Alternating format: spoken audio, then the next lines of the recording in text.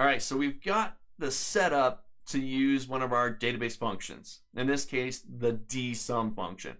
We've got our list just there on the left, and to help our DSUM function, we've got a header there that matches the header over here, and we've got the criteria one cell down in the adjacent cell to that header. Now we can create the DSUM function. So I'm going to hop over into J2, and this is where I'm going to put my header for the value that I'm about to create. So I'm just going to call this total sales. I'm going to drop down a cell, and this is where I'm going to build the calculation to sum up the sales where the category column, right, those two there, where the category column equals rent. All right, so inside of cell J3, I'm just going to start to type this one in. So I'm going to say equals D, and you'll see you get a bunch of them that start with the letter D in there. And if I scroll through, you'll find DSUM. There it is. Adds the numbers in the field column of records in the database that match the conditions you specify. Does that sound right? I want you to sum up this column where this is true, category equals rent. I'll give that a double click. Equals DSUM, open parentheses. Great. So now the DSUM has 3 arguments, 3 pieces of information that it needs from us in order for it to give us the total sales based on the criteria. Now to make this a little bit easier to read, once I've got that equals DSUM open parentheses there, I'm going to go click on the FX button here.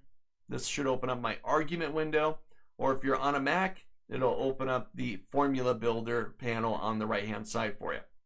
Now the 3 options that I have there, database, first thing the function needs to know is where's your list? What's the range for your list? So I'm going to go select A1, that's the top of my list. I'm going to use some shortcut keys here. I'm going to do Control Shift down arrow. That'll highlight that column all the way down to the bottom.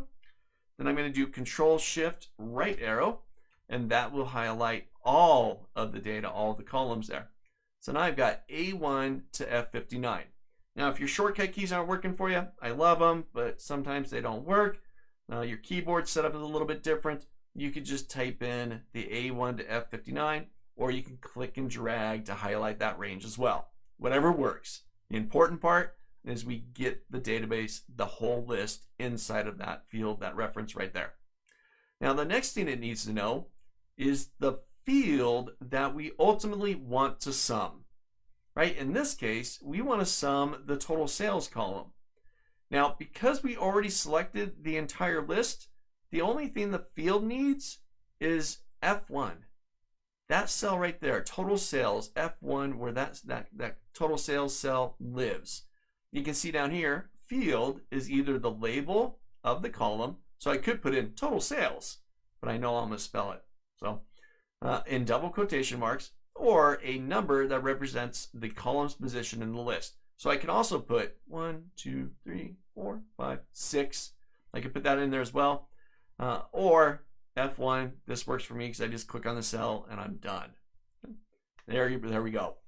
The next thing that we need inside there is the criteria. So we specified the database, the list. We've told it which column we want to sum, and then the criteria is going to be this area here, our I2 to I3 range. That includes our header and the adjacent cell of I3, which contains your rent. This is it. We don't have to filter the list. There's nothing else additional that we have to do to the list. Keep it as is. I'm going to hit OK, and we get our total results for total sales based on the category of rent. That's it right there. This is your DSUM. This is huge. Again, it's summing a range of cells based on criteria. Normally, I would have to do something like filter the list, right? Or go look for those values, and then I would sum it. But here, the list is left alone, no additional work done to it. The function does all the work for you. All you have to do is set up the header, the one that you want to search, and the actual criteria that you want to look for. So try this one out. This is your DSUM function inside of Microsoft Excel.